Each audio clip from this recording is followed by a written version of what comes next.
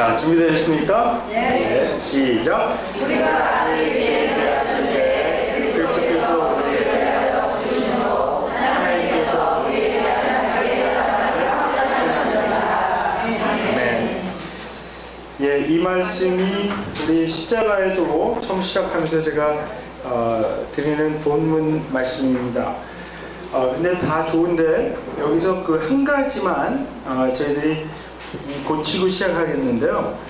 여기 마지막에 우리에게 대한 자기의 사랑을 확증하셨느니라 라고 이제 선언을 하고 있는데, 여기 이것을 마치 이제 과거형으로 들리고 있는데 이것을 현재형으로 고치겠습니다.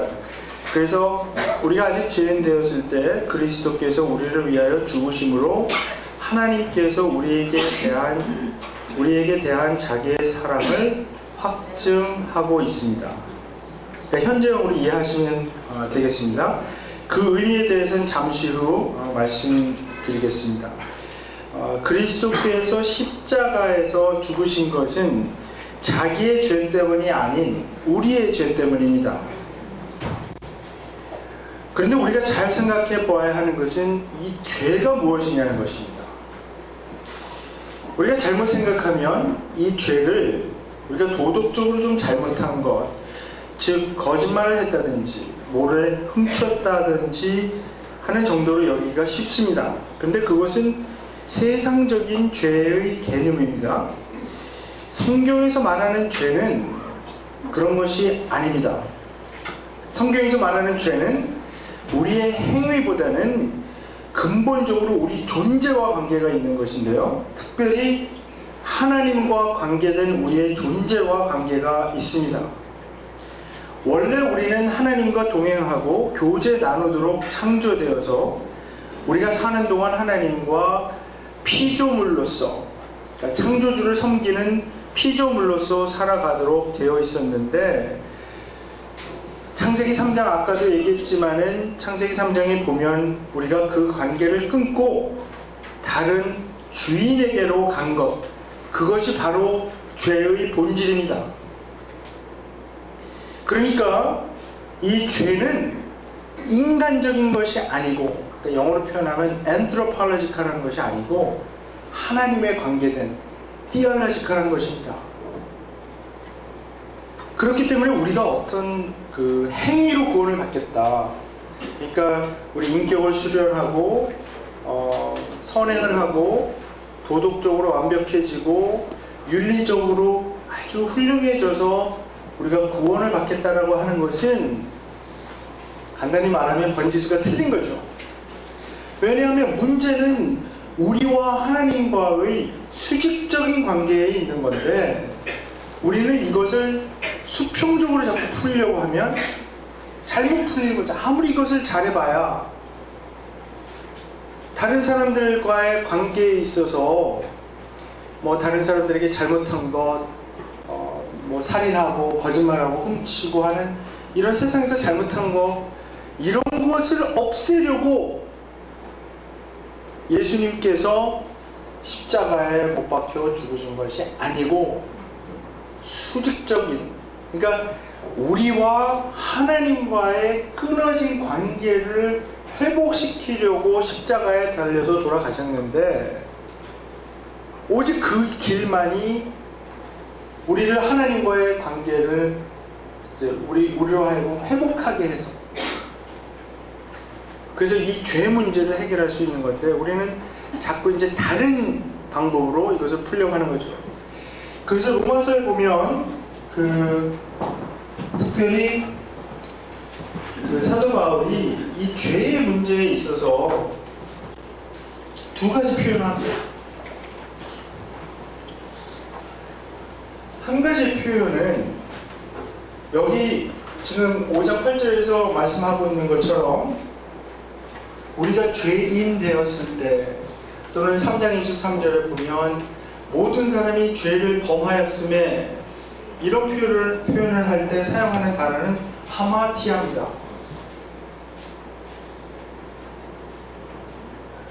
아니면 이것을 동사형으로 모든 사람이 죄를 범하였음에 3장 23절에서 이야기하는 것은 하마타노.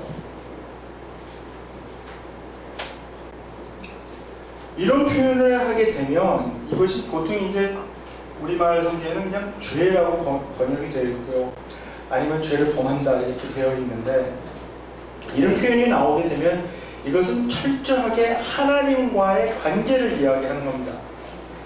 그래서 이 죄라는 것이 마치 어떤 능력이나 인물처럼 주인 노릇 또는 왕 노릇하는 모습을 보여줍니다. 그러니까 우리가 아직 죄인 되었을 때에 이렇게 표현하는 것은 우리가 하나님이 아닌 다른 왕 또는 다른 주인을 섬기는 상태를 이야기하는 겁니다. 이렇게 되면 우리가 첫째 시간에 서론에서 이야기한 하나님의 다스림을 받는 상태가 아닙니다. 하나님의 통치를 받는 상태가 아니라 오히려 다른 존재의 다스림과 통치를 받는 상태가 되었다는 것입니다. 그렇게 된다면 여기에 이러한 상태는 그림으로 표현하면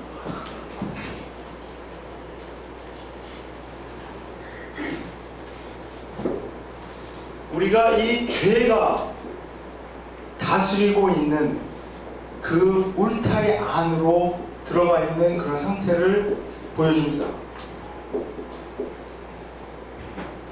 그런데 우리는 이 울타리에서, 이것을 우리가 죄의 영역이라고 또 설명을 드릴 수가 있죠. 도메인.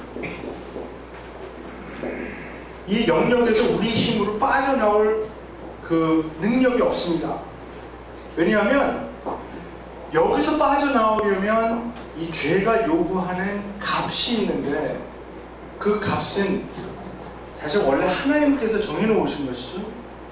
왜냐하면 그 선악과를 따먹지 말라고 하시면서 따먹었을 때, 따먹게 되면 어떻게 되리라고 말씀하셨습니까? 정령 죽으리라.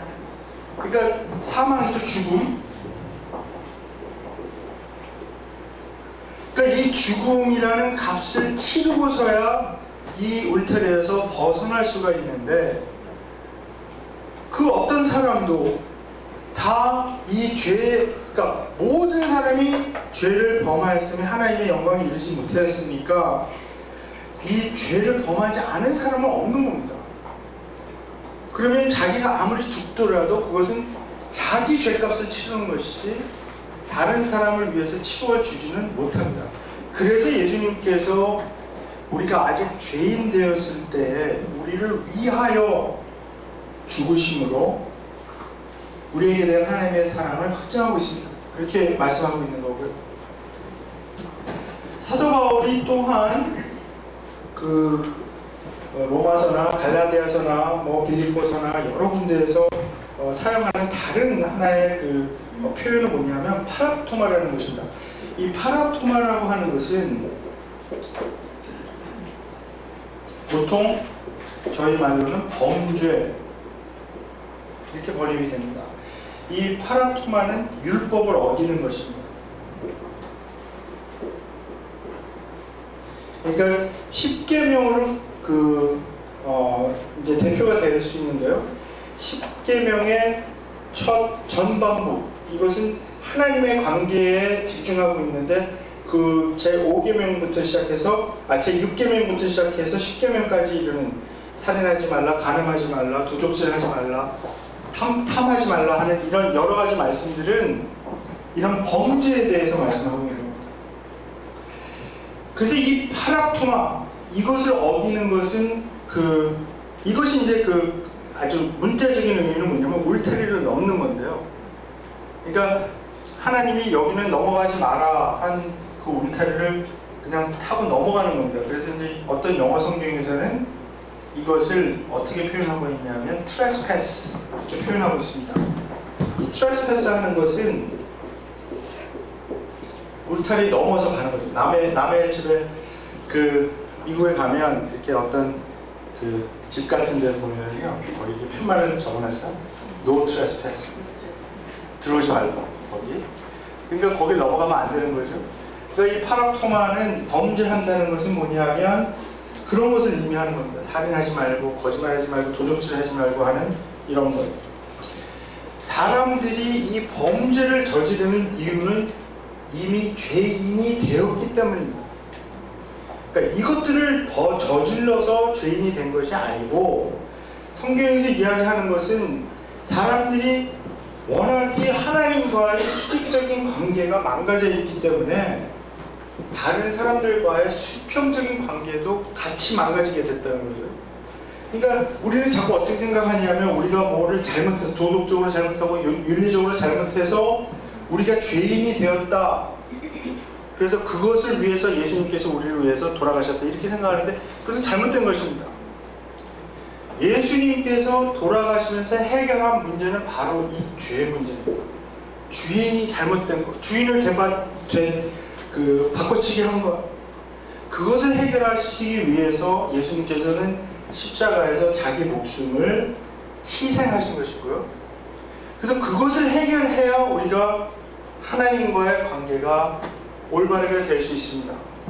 그런데 여기서 어떻게 하나님의 사랑이 드러났는가?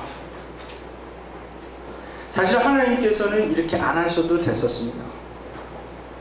왜냐하면 하나님께서 우리를 창조하시고 우리가 다른 주인에게 갔을 때 이미 우리는 하나님을 배반한 것이기 때문입니다.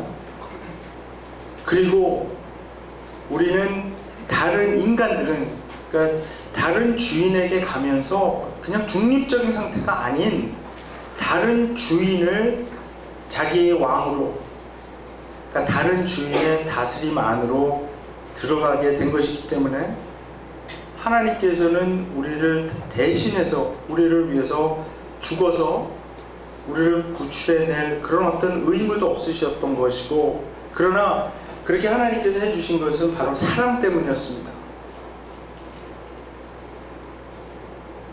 그래서 그렇게 할 필요가 없었는데 굳이 우리를 위해서 그렇게 해주신 것을 우리 은혜라고 부르죠. 그리고 그 하나님의 사랑이 여기서 드러난 것입니다. 죄는 우리를 계속 속입니다.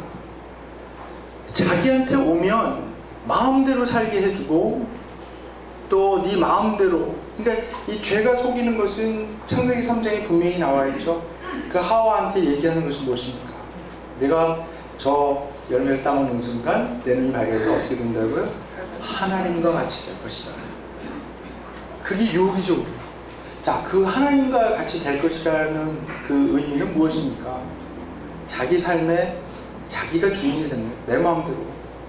안 믿는 분들하고 얘기하다 보면 그런 얘기들을 많이 하시죠. 자기는 누구에게 속박받는 거 싫다. 나는 나다. 나 좀 놔두세요.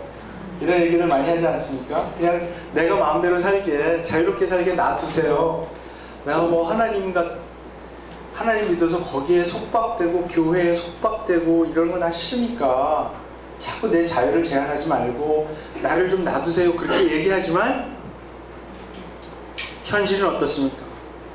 이 죄는 사람들에게 완전한 자유를 주는 것 같지만 실제로는 완전히 노예로 만들어버리는 거죠. 그래서 사람들이 자기가 하고 싶은 것을 하지 못하게 하고 오히려 하기 싫은 것을 자꾸 하게 만듭니다. 자기도 모르게 정말 자기가 미워하고 싫어하는 것도 자꾸 하게 되는 자기 모습을 발견하면서 자꾸 좌절하게 되는 거죠. 죄가 가지고 있는 속성은 그래서 억압, 노예화하는 것, 이런 것들입니다. 오히려 우리가 하나님께 가서 하나님을 우리의 주인으로 고백하고 이제 하나님 뜻대로 살겠습니다, 하나님께만 온전히 순종하겠습니다 했을 때 하나님께서는 우리에게 진정한 자유를 주십니다. 우리에게 정말 생각할 수 있는 능력을 주시고, 생각해서 판단해서 분별력을 가지고 살 수 있는 그런 능력을 주십니다. 그러니까 너무나 이제 모순적인 것이 나오는 거죠. 이 죄는 우리에게 자유를 주는 것 같지만 속에서 우리를 완전히 노예로 만들어버리는 것이고, 하나님께 나는 하나님의 노예입니다, 하나님의 종입니다 이렇게 고백할 때 하나님께서는 오히려 완전한 자유를 주셔서 우리로 하여금 생각해서 판단해서 분별할 수 있게 그런 능력을 계속 주시고 성령을 통해서 그래서 그렇게 판단해서 살아갈 수 있도록 이렇게 해주시는 거니까. 그래서 첫 번째 이 십자가에서 드러난 것은 바로 하나님의 사랑입니다. 우리를 인간되게 진정한 인간되게 만드는 것이 바로 이 십자가에서 드러난 하나님의 사랑입니다. 하나님의 사랑은 하나님이 우리에게 가지는 그냥 따뜻한 마음, 측은히 여기는 마음 그런 정도가 아니라 하나님의 사랑은 십자가에서 행동으로 나타났습니다. 그래서 우리가 십자가를 볼 때 행동으로 나타난 하나님의 사랑을 보는 것입니다. 그런데 그것은 과거에 한번 일어난 일이 아니라 지금 현재 계속해서 하나님께서 우리 마음에 실증하고 계시는 것입니다. 자, 이 십자가 사건이 2000년 전에 그 예루살렘 외곽 그 골고다라는 언덕에서 한 번 일어난 사건이 아니고 그 사건을 통해서 성령을 통해 계속 우리 마음에 하나님의 사랑을 실증하고 있다는 것입니다. 그래서 또 안 믿는 사람들하고 얘기를 하다 보면 이런 얘기를 하죠. 그 2000년 전에 일어났던 십자가 사건하고 나하고 도대체 무슨 상관이 있는가 이렇게 이야기합니다.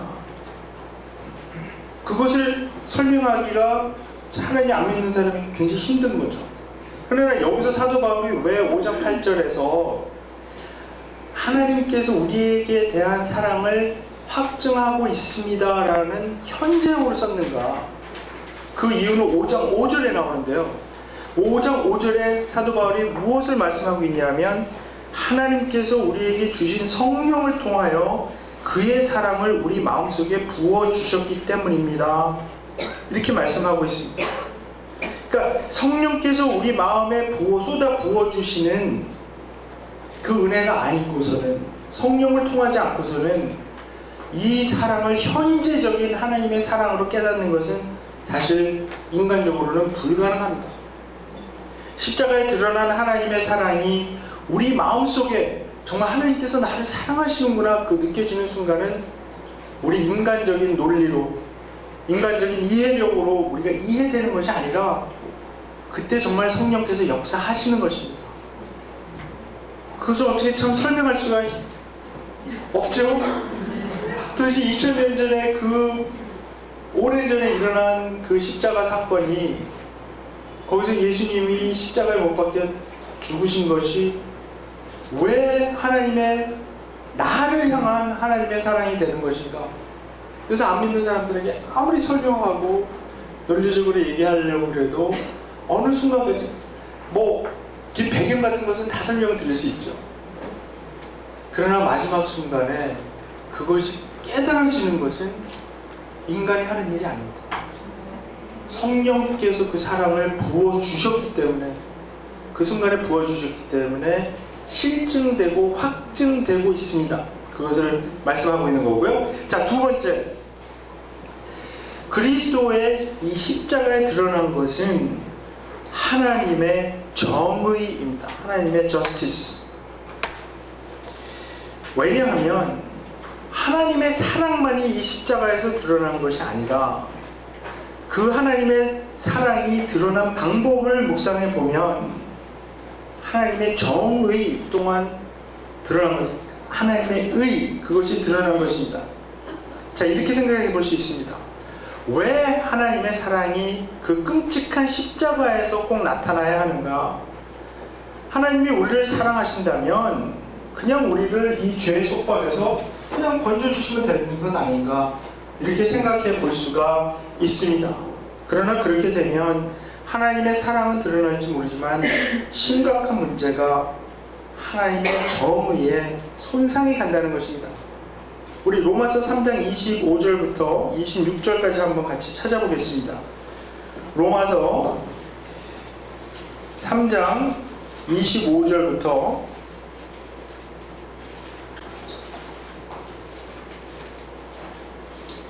26절까지 한번 찾아보겠습니다.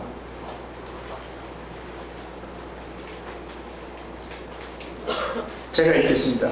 이 예수를 하나님이 그의 피로써 믿음으로 말미암는 화목 제물로 세우셨으니 이는 하나님께서 길이 참으시는 중에 전에 지은 죄를 간거하심으로 자기의 의로우심을 나타내려 하심이니 곧 이때 자기의 의로우심을 나타내서 자기도 의로우시며 또한 예수 믿는 자를 의롭다 하려 하심이라. 자, 이 말씀을 자세히 설명드리고자 하면 너무나 시간이 오래가지만 아주 결론적으로 말씀드리고 하는 것은 뭐냐면 3장 26절에 나타나는 겁니다. 자, 예수 그리스도의 십자가를 통해서 두 가지가 나타났다고 하는데, 하나는 하나님 자신의 의로우심을 나타내신 것, 그리고 또 예수를 믿는 사람을 의롭게 해주시는 것, 그 두 가지가 나타났다는 것입니다. 자, 예수 그리스도의 죽음으로 말미암아서 우리가 이 노예 상태에서 벗어나서 의롭게 되는 것은 우리가 이제 이해가 되는 거죠. 그러나 여기에 왜 하나님의 의로우심이 나타났는가? 그것은 바로 예수 그리스도의 십자가를 통해서 하나님 자신이 세운 원칙과 율법에 어긋나지 않게 우리를 의롭다 해주셨기 때문입니다. 하나님께서 창세기에서부터 세워놓으신 원칙은 제가 이미 말씀드린 대로 죄값은 사망이라고 하는 것입니다. 그 죄값을 정당하게 치르지 않고 그냥 하나님이 에이 됐다, 그냥 다 용서해 주겠다 하고 끄집어내시면 하나님 자신이 세운 원칙과 율법을 어기는 것이죠. 근데 사실은 생각해보면 하나님 충분히 그렇게 하실 권한과 능력이 있으신 분입니다. 그렇게 하셨어도 사실 누가 뭐라 그러겠습니까? 근데 하나님 그렇게 하지 않으셨습니다.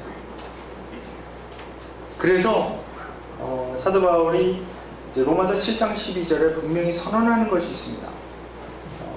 이 예수 그리스도를 통하여 의롭다, 믿음으로 의롭다 하는 것을 사람들이 알고 나서 오해하는 것이 뭐냐 하면, 그러면 하나님의 율법은 쓰레기통으로 버려야 되는 것인가? 그러니까 믿음이 율법을 패하겠느냐? 3장 31절에 사도 바울이 분명히 이야기합니다. 아니다. 믿음이 오히려 율법을 세운다, 이렇게 말씀합니다. 그리고 나서 7장 12절에 뭐라 그럽니까? 하나님의 율법은 거룩하고 선하다, 그리고 영적인 것이다, 이렇게 말씀합니다. 근데 여기서 주의해야 될 것이 이것입니다. 이것을 오해해서 어떤 분들은 또 모세오경, 보통 이제 토라라고 히브리어로 하는데요, 그 토라만을 통해서도 예수님을 발견할 수 있다는 그런 얘기들을 하고, 거의 마치 유대교로 다시 돌아가는 것 같은 그런 것을 주장하시는 분들이 있습니다. 그런데 사실은 그런 문제가 이미 초대교회에 있었습니다. 히브리서 전체가 그런 문제들 때문에 쓰여졌습니다. 그러니까 예수님을 믿고 나서 생활을 하다 보니까 다시 모세 율법으로 그냥 돌아가 버리는 거죠. 이건 어처구니 없는 겁니다. 하나님께서 주신 이 율법은 철저하게 그리스도를 통해서 해석해야 합니다. 그리스도를 통해서 해석하지 않고 율법, 그러니까 예를 들어서 레위기서에 나와 있는 것들을 그리스도를 통해서 재해석해서 적용하지 않고 그냥 문제적으로 마구 적용하는 경우들이 있습니다. 그러다 보니까 우리가 동성연애자들하고 이런 토론을 하게 되고 이러면 그 토론을 할 때 자꾸 뭐라 그럴까요? 트랩에 걸려서 넘어지는 이유가 뭐냐면, 레위기서에 분명히 동성연애하는 사람들 돌로 쳐 죽이라 그랬는데 그거 우리 지켜야지, 그러니까 쳐 죽여야 돼, 그렇게 막 주장을 하지 않습니까? 근데 요즘 사람들은 성경 다 읽습니다. 레위기서에 동성연애하는 사람들만 돌로 쳐 죽이라 그랬습니까? 부모님 말씀 순종 안 하는 사람도 돌로 쳐 죽이라 그랬습니다. 그럼 공평하게 동성연애자들만 돌로 쳐 죽이는 것이 아니라 부모님 말씀 순종하지 않는 애들도 다 돌로 쳐 죽인 다음에 그걸로 우리가 적용을 해야죠. 그럼 뭡니까? 그러니까 우리가 원하는 거, 우리가 필요한 것만 끄집어내서 다 적용해서 공격할 때는 사용하고, 그럼 동성애자 그런 것을 옹호하는 사람들이 그 성경 다 같이 연구하거든요. 그러니까 다른 구절 갖다 대는 걸 당신이 이거 지킵니까? 뭐 여자분들 많으니까 좀 그렇긴 한데, 뭐 예를 들어서 월경 중에 뭐 어떻게 한 여자들도 데려다가 돌로 쳐 죽여라, 그런 말씀도 있고요. 여러 가지 말씀들이 있습니다. 근데 그런 말씀들은 하나도 안 지키면서 솔직히 우리가, 그러니까 그거는 뭐냐면 레위기에 나와 있는 말씀들을 우리가 그냥 문자적으로 무식하게 그냥 갖다가 막 적용시킬 수 있는 문제가 아니라는 거죠. 레위기에서 분명히 돼지고기 먹지 말라고 했는데 한국 보니까 뭐 돈가스 많이 드시대요, 그리스도인들도. 그건 뭡니까 그거? 그건 뭡니까? 그러니까 그렇게 하면 안 되는 겁니다. 그렇게 할 수도 없는 거고요. 그리스도를 통해서 우리가 그 랍스터도 우리가 먹을 수 있는 거고요. 비늘 없는 물고기 우리 먹을 수 있는 겁니다. 왜요? 그리스도께서 오셔서 이제 우리가 그 율법을 재해석할 수 있는 그 근거가 생긴 거거든요. 그러니까 그것을 철저하게 그리스도를 통해서 우리가, 왜냐하면 그리스도께서는 율법의 끝마침이기 때문에 그리스도를 정점으로 해서 다시 가서 구약으로 우리가 해석을 하고 이렇게 잘 지혜롭고 분별력 있게 적용하는 것이죠. 이것을, 그러니까 우리가 주의해야 될 것은 뭐냐면요, 가끔가다 보면 그렇게 주장하시는 분들이 있어요. 무조건 성경은 문자적으로 해석하지 말라고 그래요. 그러니까 그분들의 의도는 이런 거죠. 그러니까 우리가 지키기 어렵고 또 순종하기 어려운 것을 사람들이 이제 해석이라는 그 이름 하에 이렇게 잠깐 좀 순화시키고 뒤틀고 이렇게 하는 것을 막아보고자 하는 의도인데요. 근데 그런 것들이 너무나 지나쳐서 오직 문자적인 해석만이 좋은 해석인 것처럼, 문자적인 적용만이 좋은 것인 것처럼 막 밀어붙이는 분들이 있습니다. 성경에서 이렇게 하라고 했으면 이렇게 해야지, 이런 식으로 앞뒤 문맥 싹 무시하고 그 절만 이렇게 딱 따갖고 성경에서 이렇게 말씀에서 이렇게 하라 그랬잖아요, 이렇게 해서 막 밀어붙이는 거, 그런 건 정말 위험한 겁니다. 그리스도를 통해서 지혜롭고 분별력 있게 주님께서 우리를 구원해 주고 난 다음에 주신 것이 뭐냐 하면 바로 이 생각하는 힘입니다. 분별력, 이 마인드를 주셨거든요.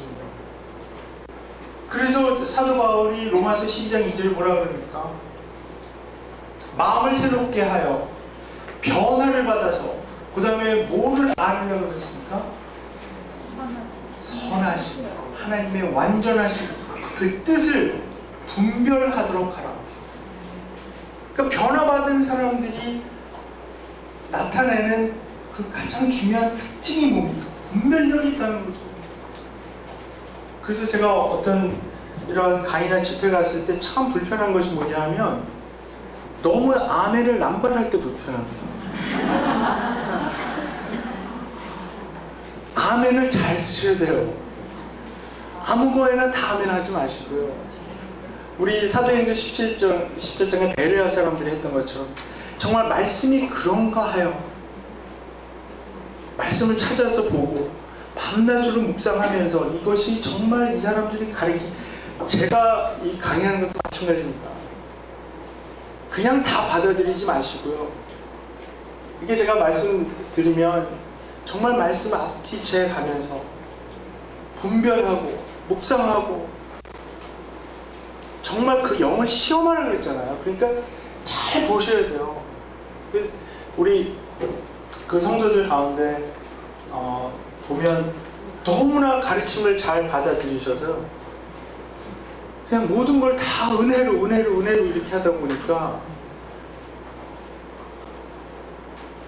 제 한국에서 신학 가르치는 그 교수님 친구 중에 한 분이 저한테 뭐라 그러냐면 한국에 이단 믿는 사람이 300만 명이래요. 300만 명. 한국이 이단 천국 아닙니까 정말. 무슨 신천지에다 뭐에다 뭐 엄청난, 그분들 다 착한 좋은 분들이죠. 근데 너무나 안타까운 게 뭐냐 하면 분별력이 없는 거예요. 분별력.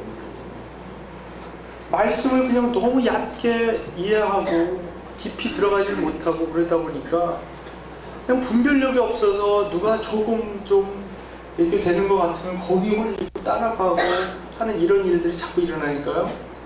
이렇게 분별력을 그러니까 우리가 잘 생각해 보면 하나님께서 자기 자신이 세운 원칙과 법률에 따라서 정당한 값을 치르시고 우리를 구원해 주신 것입니다. 자, 세 번째로는 이 십자가의 의미는 그리스도께서 죽음으로 악의 능력을 물리치신 하나님의 승리가 나타난 것입니다. 로마서 8장 37절은 이렇게 선언합니다. 그러나 이 모든 일에 우리를 사랑하시는 이로 말미암아 우리가 넉넉히 이기느니라. 악의 세력은 예수님을 십자가에서 죽임으로 말미암아 자기들이 승리했다라고 생각했습니다. 그들의 방법은 뻔한 거죠. 그들은 항상 이런 방법으로 이겨왔으니까요. 그것은 힘으로 약자를 누르는 것입니다. 다른 사람을 밟고 올라서는 것입니다. 더 힘있는 자가 더 위로 올라가고 더 많이 누리는 것, 이것은 이 세상의 세력이 우리를 계속해서 세뇌하는 것이죠. 우리를 교육하고. 그런데 하나님은 십자가에서 그 원리를 뒤집어 엎으셨습니다. 십자가에서 악의 세력이 선함을 이기고 승리하는 것처럼 보였지만, 즉 강함이 약함을 이기고 승리하는 것처럼 보였지만, 예수님은 부활을 통해서 오히려 약함이 강함을 이기는 것을 보여주셨습니다. 하나님의 약함이 세상의 강함보다 더 강하기 때문입니다. 우리 골로새서 2장 15절 말씀 한번 찾아보겠습니다. 골로새서 2장 15절 말씀.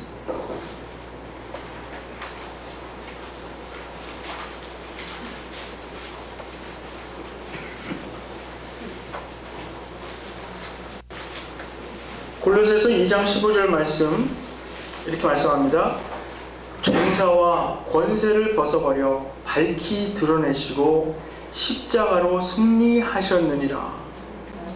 자, 여기서 정사와 권세를 벗어버려, 이 구절을 세번역에서는 정사와 권세를 무장해제시키셔서 이렇게 번역하고 있는데 정확한 번역이라고 생각합니다. 여기 벗어버렸다라고 하는 것은 너무 문자적인 표현이고요.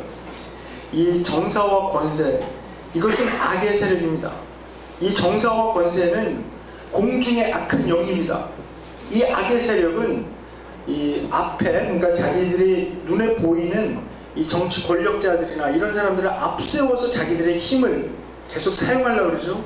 그리고 이 세상을 어떤 그 힘의 논리, 힘의 원리, 이런 자랑의 원리, 부의 원리,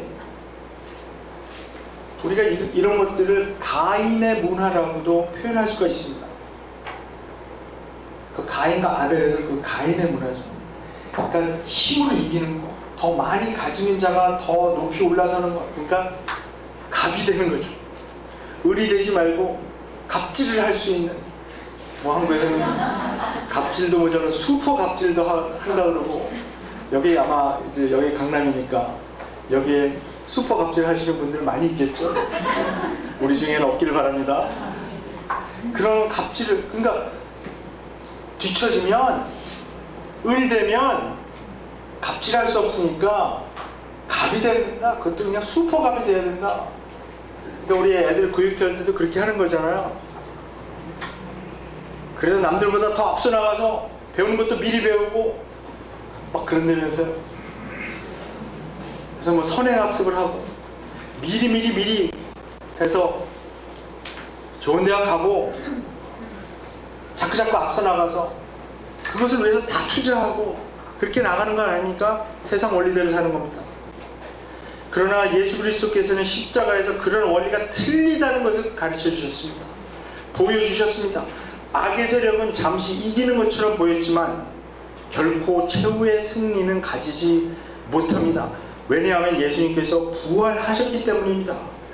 예수님께서 부활하셨을 때 악의 세력이 가지고 가장 사람들을 두려움으로 몰아넣고 사람들을 겁먹게 했었던 최후의 무기, 가장 강력한 무기인 죽음을 잃어버리게 되었습니다.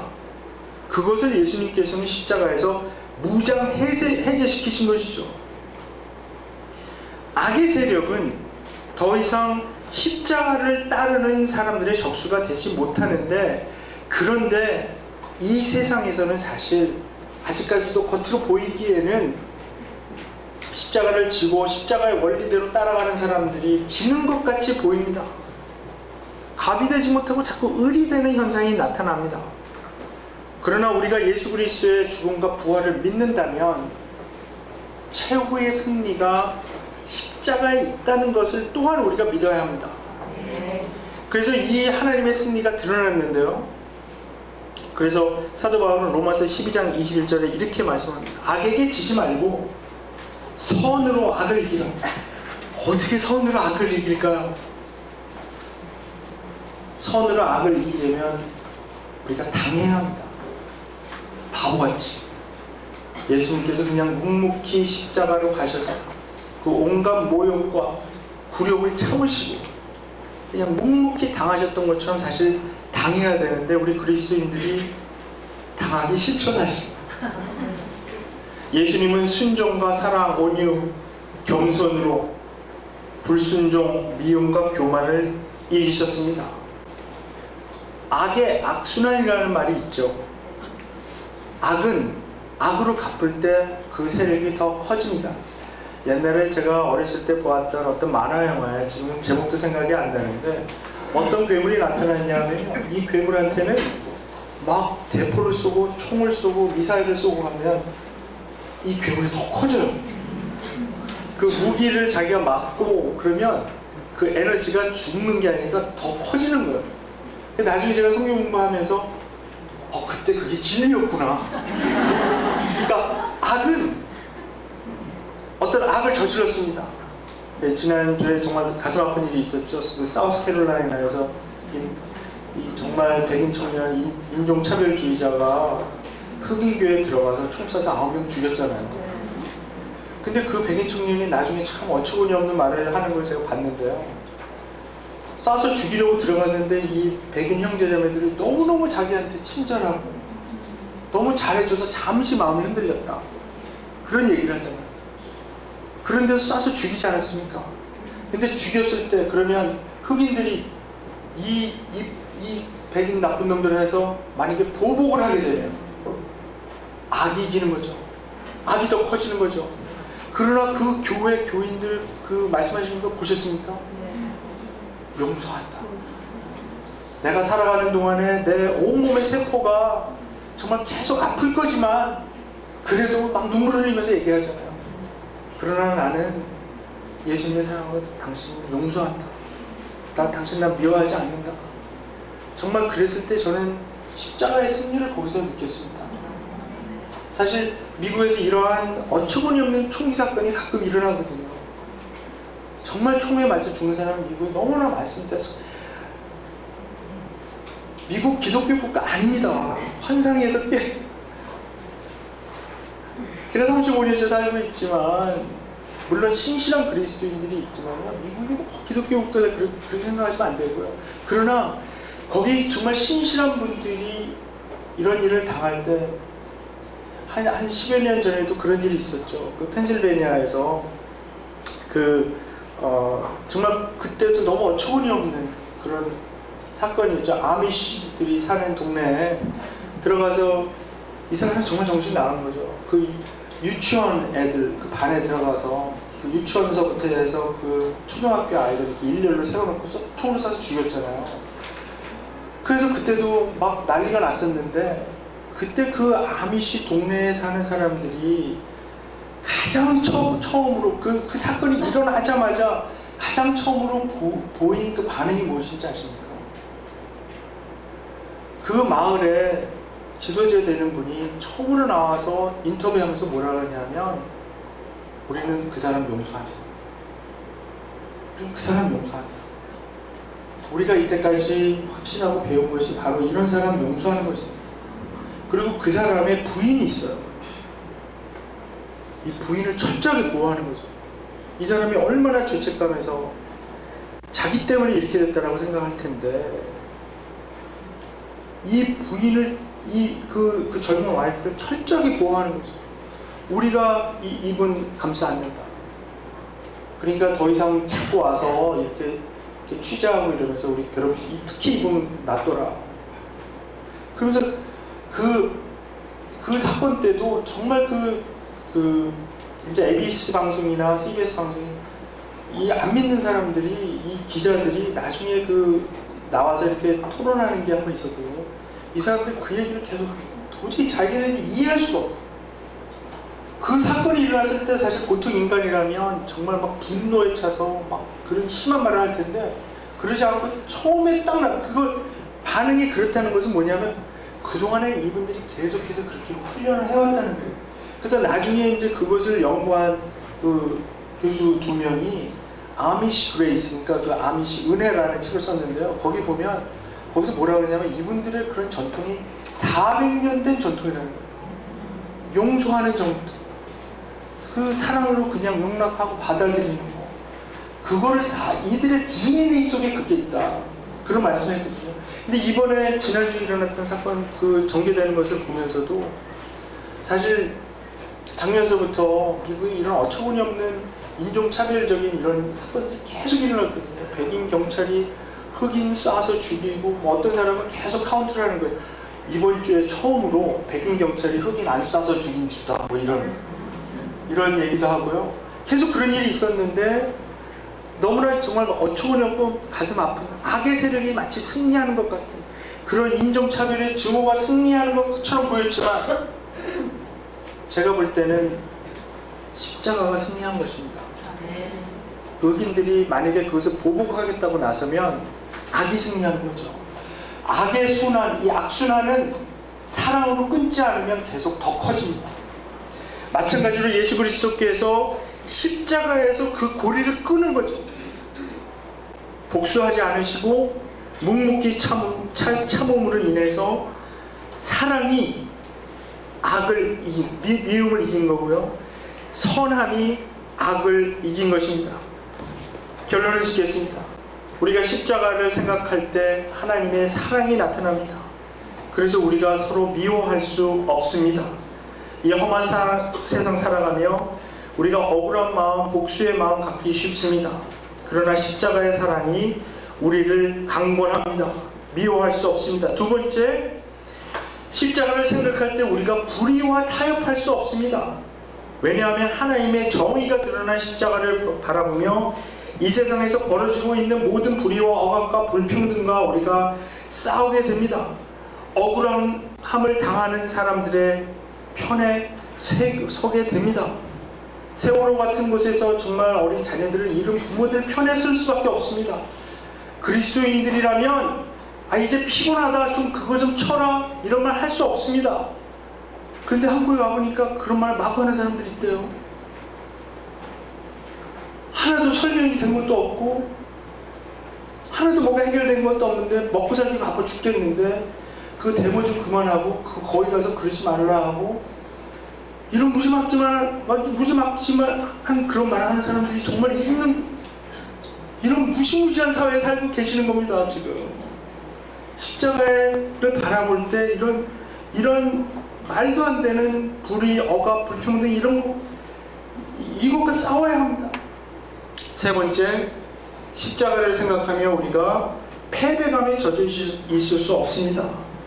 하나님의 승리를 바라보며 우리가 아무리 무기력해 보여도 하나님께서 세우신 십자가의 원리가 결국 승리하리라 확신합니다. 힘없이 죽임을 당하신 것 같은 어린 양이 다시 살아나셔서 우리를 이끄십니다.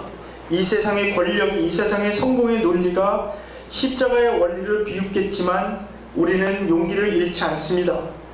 왜냐하면 최후의 승리를 우리가 누가 가져갔는지 알고 있기 때문입니다. 승리하신 예수 그리스도를 찬양합니다. 요한계시록 5장 12절 13절 마지막으로 제가 읽고 마치겠습니다.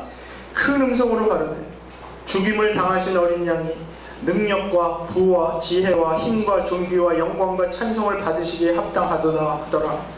내가 또 들으니 하늘 위에와 땅 위에와 땅 아래와 바다 위에와 또 그 가운데 모든 만민이 가로되 보좌에 앉으신 이와 어린 양에게 찬송과 존귀와 영광과 능력을 세세토록 돌릴지어다. 아멘. 수고하셨습니다.